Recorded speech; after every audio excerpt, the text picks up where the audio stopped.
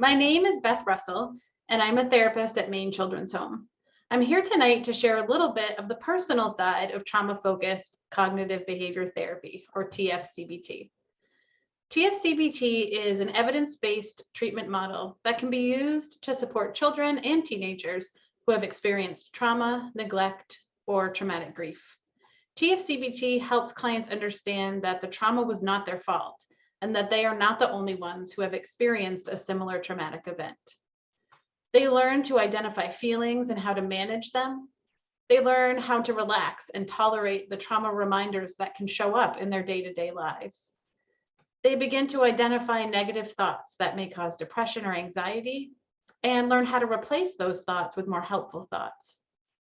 These clients also learn how to resolve problems and learn safety skills to ensure their continued safety as they continue through their life. An important goal in treatment is to provide the child or the teen an opportunity to discuss details about the trauma in a supportive and nurturing environment. This is done through the writing of what TFCBT calls a trauma narrative, or the telling of their story.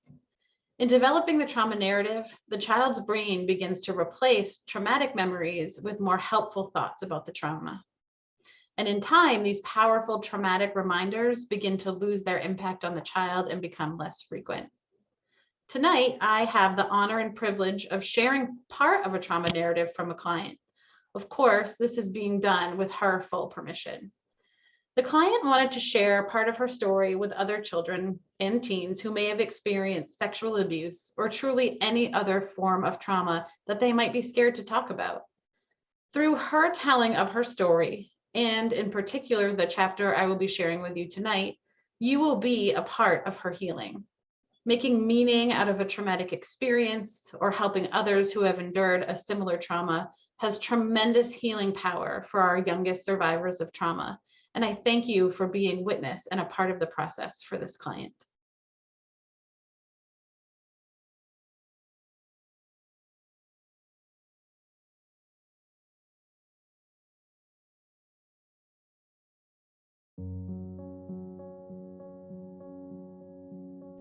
To other children who have been sexually abused.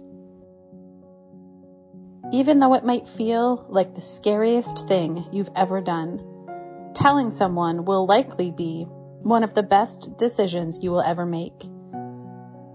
After telling someone, there really is just so much love and support, and in my case, I finally felt safe after not feeling safe for so long.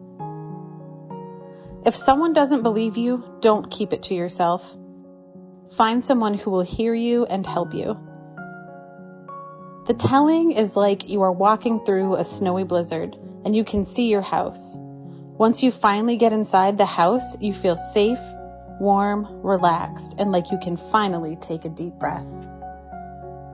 The easiest part of healing is that there are some days where you don't even think about the sexual abuse anymore. It has less power over your thoughts, which makes you happy and like you can be yourself again and not have to worry. As you start healing, the weight of your story stops taking a physical toll on your body.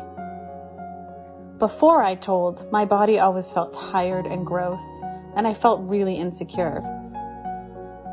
Through healing, I definitely have more confidence now. I feel like I can be happy and that I deserve to be happy, and that I never have to feel that way again. And I know what to do now if I do feel that way. There are going to be bad days where you feel like it's all your fault or that you could have done something to prevent it. But you should always know that it will never be your fault because you are the victim. It is simply not your fault. The hardest part of healing were the bad days where your body just feels heavy with the weight of everything. I got through those bad days though. If I was at school, I tried to surround myself with friends that made me happy. At home, I showered and it helped me wash away the feelings of guilt and shame. As hard as it seems, try not to get stuck in your thoughts and take care of yourself. When you can't get out of your head, try to make the negative thoughts in your head into more positive ones. It helps because if you think all of these bad things about the sexual abuse in yourself, you're going to feel like you did before you told. A more helpful thought may not work immediately, but if you keep repeating it and believing it, you start to feel better about yourself. Talking about the sexual abuse and your feelings with someone you trust is really helpful. Eventually, you will start to feel empowered over your story. Don't let your story have power over you.